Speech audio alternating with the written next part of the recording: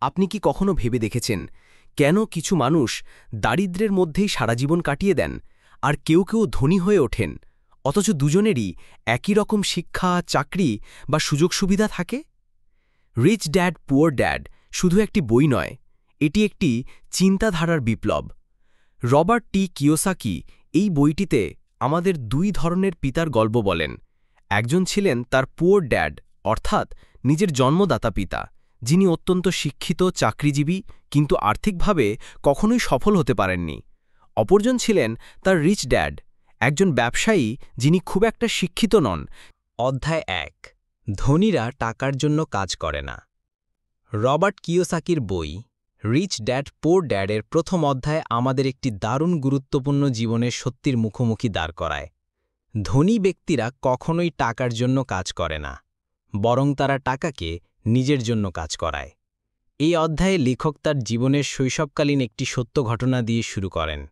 তখন তার বয়স মাত্র ৯ বছর একদিন তিনি ও তার ঘনিষ্ঠ বন্ধু মাইক ধনী হওয়ার পথ খুঁজছিল তারা জানত ধনী না হলে জীবনে স্বাধীনতা পাওয়া সম্ভব নয় তাদের এই ভাবনার কথা রবার্ট তার বাবাকে বললে তিনি বলেন টাকা আকাশ থেকে পড়ে না তোমরা স্কুলে মনোযোগ দাও তাহলেই সফল হবে কিন্তু এতে রবার্টের তৃষ্ণা মেটেনি মাইকের বাবা যিনি ছিলেন একজন সফল ব্যবসায়ী এবং পরবর্তীতে রবার্টের রিচ ড্যাড তাদের বলেন তোমরা যদি ধনী হতে চাও তাহলে আমি তোমাদের শিখাতে পারি কিন্তু সেটা হবে আমার পদ্ধতিতে স্কুলের মতো নয় টাকার জন্য কাজ নয় শেখার জন্য কাজ রিচ ড্যাড প্রথমেই রবার্ট ও মাইককে এক দোকানে সপ্তাহে কিছু ঘন্টা কাজ করার সুযোগ দেন বিনিময়ে মাত্র 10 সেন্ট পার ঘন্টা মজুরি প্রথমে রবার্ট ক্ষুব্ধ হয় এত কম টাকায় শ্রম দেওয়া তার কাছে অপমানের মতো মনে হয় সে রিচ ড্যাডের কাছে অভিযোগ করতে যায় কিন্তু সেখানেই শুরু হয় তার জীবনের প্রথম বড় শিক্ষা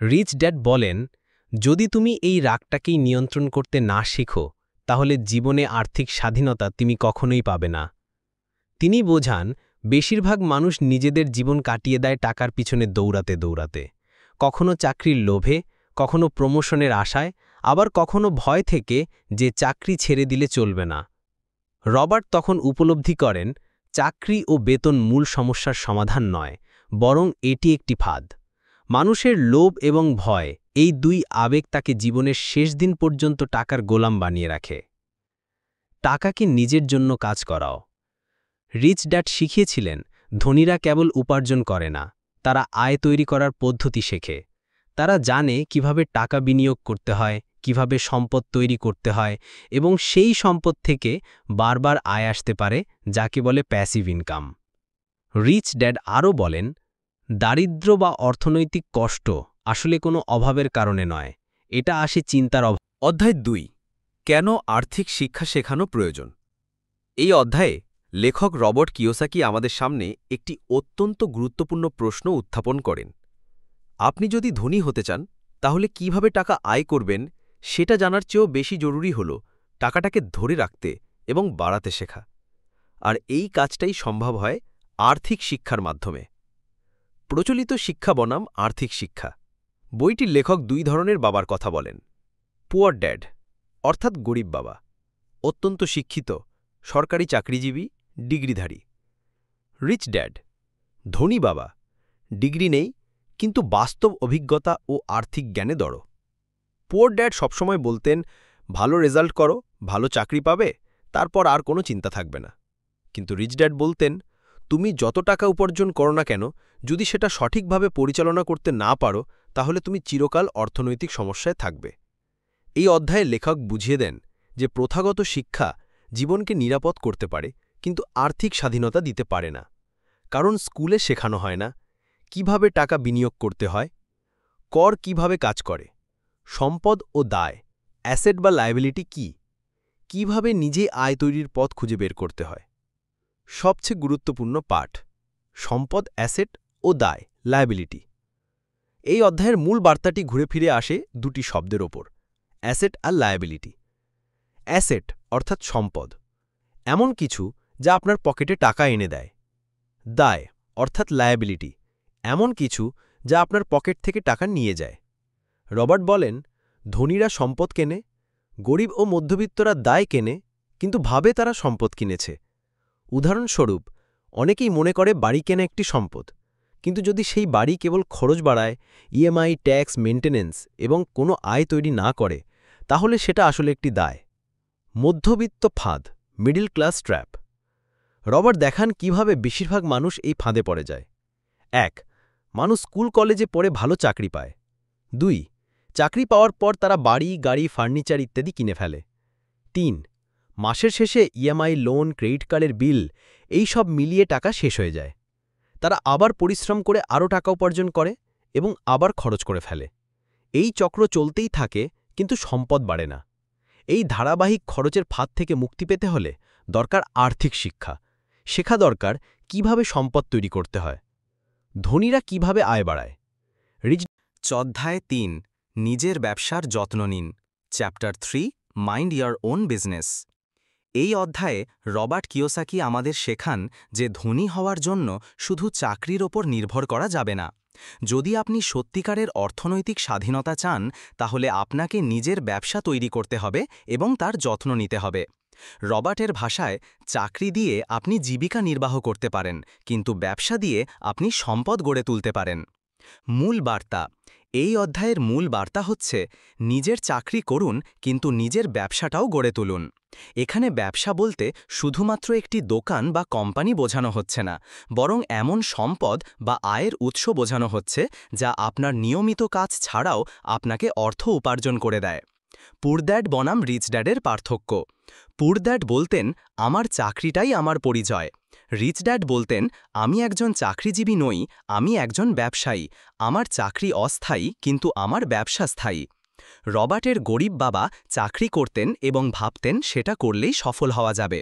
অন্যদিকে রিচ ড্যাড সবসময় নিজের ব্যবসার উপর মনোযোগ দিতেন, কারণ তিনিই জানতেন চাকরি করলে আপনি অন্যের স্বপ্ন বাস্তবায়নে সাহায্য করছেন, নিজের নয়। চাকরি আর ব্যবসার পার্থক্য। চাকরি করে আপনি হয়তো ভালো বেতন পাচ্ছেন, কিন্তু সেই টাকায় যদি কেবল খরচ আর ইএমআই পরিশোধ করেন, তাহলে আপনি কখনোই ধনী হতে পারবেন না। চাকরি দিয়ে আপনি জীবিকার নিশ্চয়তা পেতে পারেন, কিন্তু আর্থিক স্বাধীনতা আসবে তখনই যখন আপনি এমন কিছু গড়বেন যা আপনার জন্য আয় করে, এমনকি আপনি না থাকলেও। নিজের ব্যবসা বলতে কি বোঝানো হয়েছে? রবার্ট এখানে নিজের ব্যবসা বলতে যা বোঝাতে চেয়েছেন তা হল সম্পদ গড়ে তোলা, অর্থাৎ এমন কিছু তৈরি করা যা আপনার জন্য বারবার অর্থ উপার্জন করে। যেমন ১. রিয়েল এস্টেট, ভাড়ার জন্য ফ্ল্যাট বা বাড়ি। ২. স্টক ও ডিভিডেন্ড, শেয়ারে বিনিয়োগ করে লাভ অর্জন। ৩. ছোট ব্যবসা বা সাইড হাসেল, যা আপনাকে আলাদা আয় দেয়। ৪. ইন্টেলেকচুয়াল প্রপার্টি, বই, গান, কোর্স, অ্যাপ, ডিজাইন ইত্যাদি। ৫. Online income source, affiliate marketing, YouTube, digital পণ্য ইত্যাদি। এই সম্পদগুলো সময়ের সাথে আপনার আয় বাড়াবে এবং ভবিষ্যতে আর চাকরির ওপর নির্ভর করতে হবে না। অনেকেই যা ভুল করে। এই অধ্যায়ে রবার্ট বলেন, বেশিরভাগ মানুষ তাদের সম্পদ তৈরি করার পরিবর্তে শুধুমাত্র অন্যের ব্যবসার জন্য কাজ করে যায়। উদাহরণ, আপনি অ্যাপেল কোম্পানির জন্য কাজ করছেন, অথচ আপনি নিজেই অ্যাপেলের কোনো শেয়ার রাখেন না। আপনি আমাজন থেকে প্রচুর জিনিস কিনছেন, কিন্তু আপনি আমাজনে বিনিয়োগ করছেন না। এখানে রবার্ট বোঝাতে চাচ্ছেন, আপনি কেবল চন্দ্র অধ্যায়, কর ব্যবস্থার ইতিহাস এবং কর্পোরেশনের শক্তি। এই অধ্যায়ে লেখক রবার্ট কিওসাকি আমাদের এমন একটি বিষয় শেখান যা অনেক শিক্ষিত মানুষও জানে না বা বুঝে না: ট্যাক্স, কর এবং কর্পোরেশন কিভাবে কাজ করে এবং ধনী মানুষরা কিভাবে এর সুবিধা নিয়ে নিজেদের সম্পদ বাড়িয়ে চলে। এটি এমন একটি শিক্ষা যা স্কুল কলেজে শেখানো হয় না, অথচ বাস্তব জীবনে এর গুরুত্ব অনেক। কর অধ্যায়ের মূল বার্তা। ধনীরা কর ব্যবস্থার নিয়ম জানে এবং সেটার মধ্যেই থেকে সুযোগ খুঁজে নেয়। গরিব ও মধ্যবিত্ত শ্রেণী শুধু কর দেয়, ধনীরা কর বাঁচায়। রেশর কর ব্যবস্থার ইতিহাস, কেন এটা শুরু হয়েছিল? রবার্ট এই অধ্যায়ে কর ব্যবস্থার ইতিহাস সম্পর্কে বলেন। এক সময় কর ছিল ধনীদের ওপর চাপানো একটি ব্যবস্থা। জনগণ বলেছিল, ধনীরা অনেক টাকা রোজগার করে, তাই তাদের কাছ থেকেই সরকার কর নেবে। এই ধারণা জনপ্রিয় ছিল, কারণ তখন সাধারণ মানুষ কর দিত না। কিন্তু সময়ের সঙ্গে সঙ্গে সরকার ধনীদের পাশাপাশি মধ্যবিত্ত ও গরিব শ্রেণীর ওপরও কর আরোপ করে, এবং আজ আমরা সবাই কর দিই, জন্ম থেকেই মৃত্যু পর্যন্ত নানা রকমের কর। তবে ধনীরা ঠিক কি করল? তারা নিজেরা কর দেওয়ার পরিবর্তে এমন একটি কাঠামো তৈরি করল যেটা কর ব্যবস্থার মধ্যেই থেকে তাদের সম্পদ রক্ষা করতে সাহায্য করে। সেই কাঠামোর নাম হল কর্পোরেশন। কর্পোরেশন কর্পোরেশন কি এবং এটি কিভাবে ধনীদের সাহায্য করে? কর্পোরেশন হচ্ছে একটি আইনি সত্তা, লিগ্যাল এন্টিটি, একটি কাগজে তৈরি ব্যক্তি যার নিজস্ব অধিকার, দায়, আয় ও খরচ রয়েছে। ধনী মানুষরা নিজেদের ব্যবসাকে ব্যক্তিগত নামে না চালিয়ে কর্পোরেশনের নামে চালায়। এর ফলে তারা নানা ধরনের করের সুবিধা পায়। দাঁড় কর্পোরেশন বনাম চাকরিজীবী। বিষয়: চাকরিজীবী, এমপ্লয়ি, কর্পোরেশন। কর্পোরেশন ১. আয়। আগে আয় করে তারপর কর দেয়। আগে খরচ করে তারপর কর দেয়। ২. নিয়ন্ত্রণ। সরকার নিয়ন্ত্রণ করে, মালিক নিয়ন্ত্রণ করে। ৩. সুবিধা: কম, বেশি। ৪. করের হার: উচ্চ, অনেক কম বা করমুক্ত।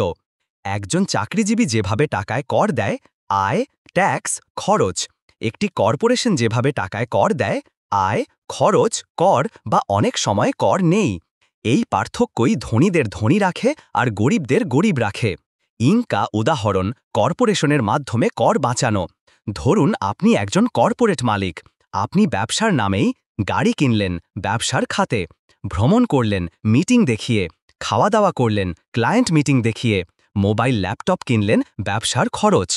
এগুলো কর্পোরেট খরচ হিসেবে দেখিয়ে আপনার করযোগ্য আয় অনেক কমিয়ে আনতে পারবেন।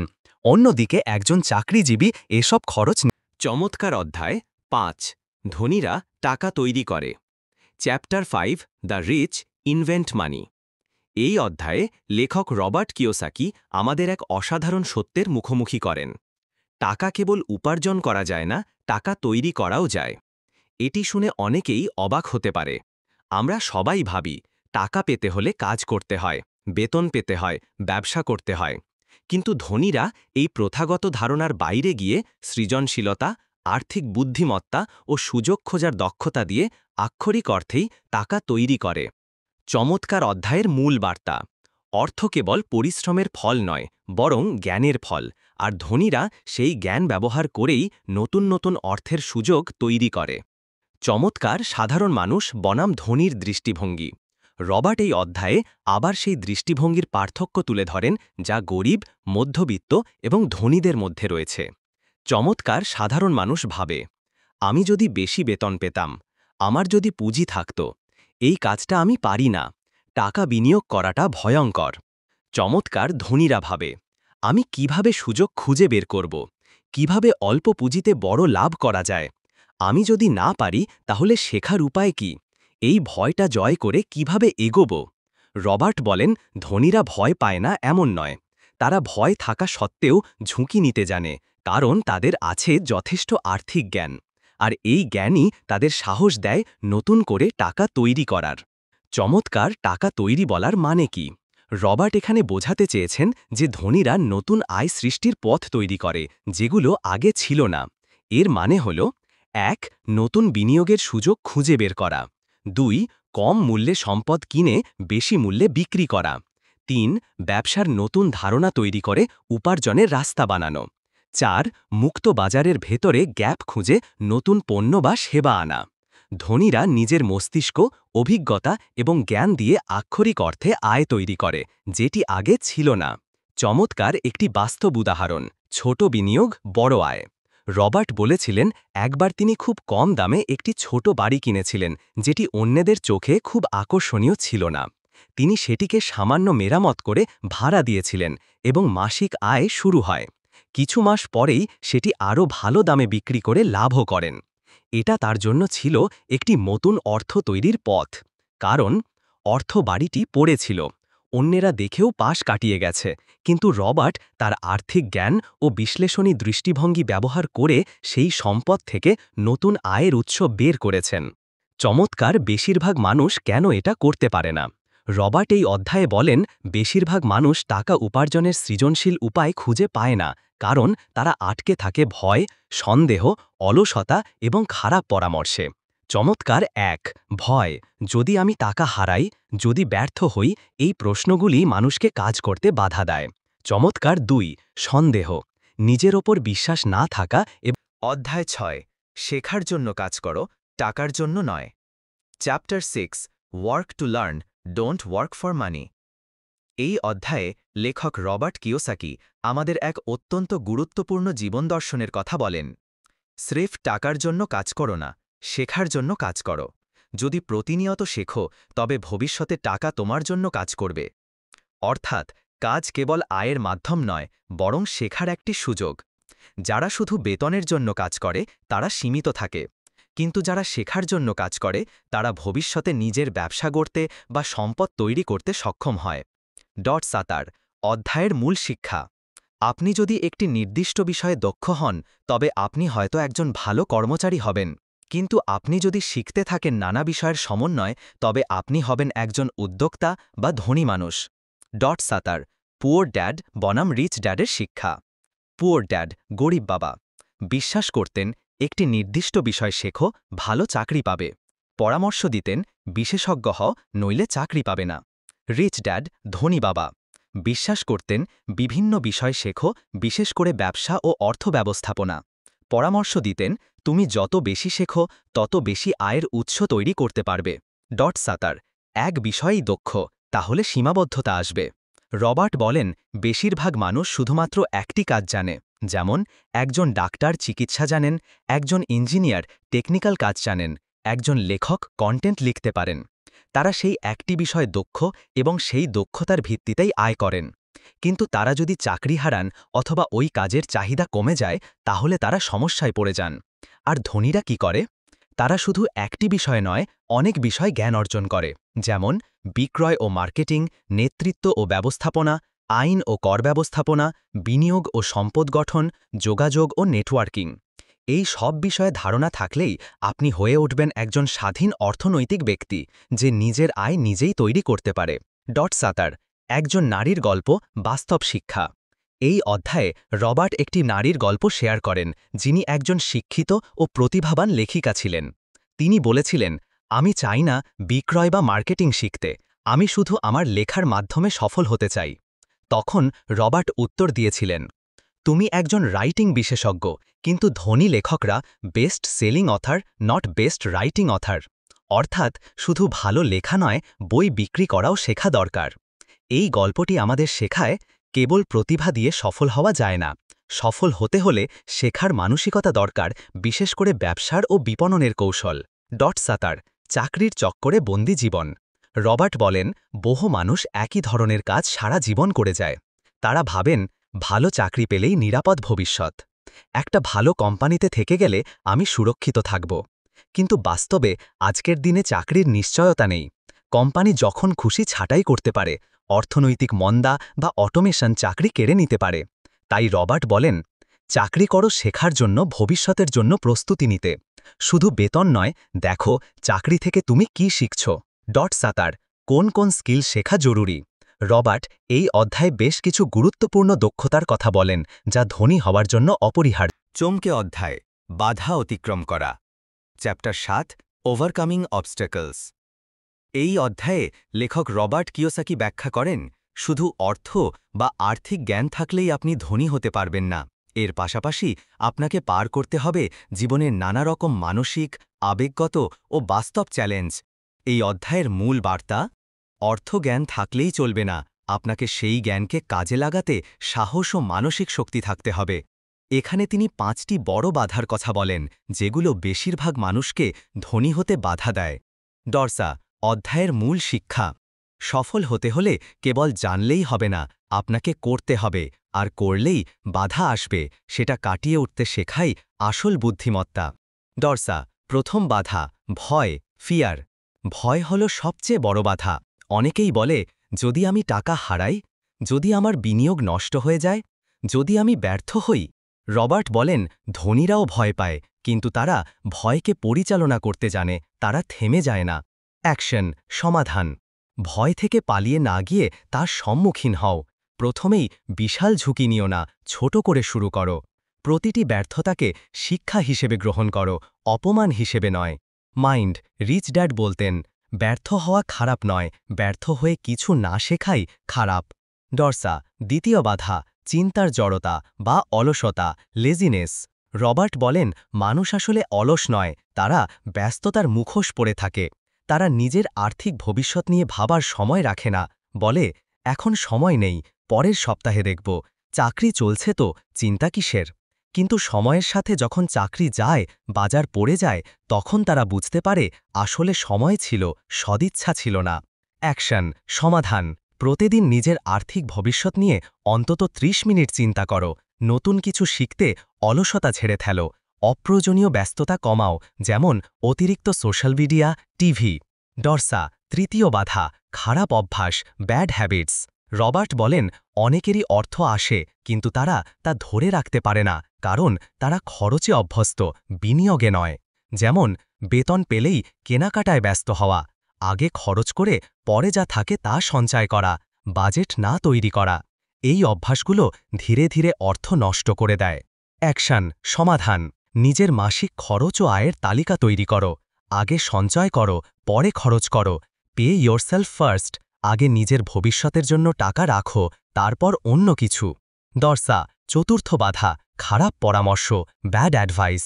রবার্ট বলেন, সবচেয়ে বিপজ্জনক বিষয় হল তুমি ভুল মানুষ থেকে অর্থনৈতিক পরামর্শ নিচ্ছ।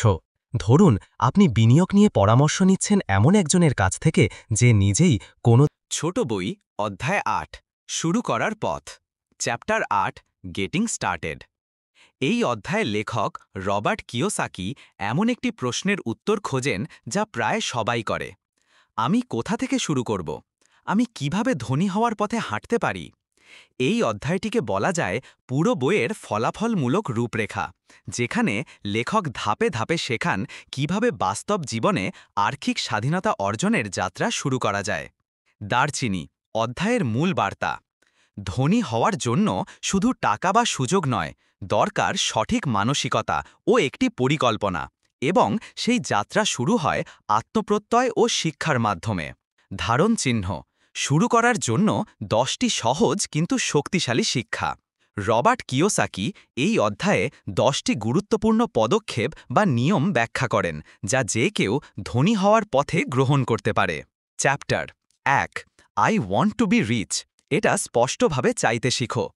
আপনার যদি ইচ্ছাই না থাকে ধনী হওয়ার, তবে আপনি কোনো দিনই ধনী হবেন না।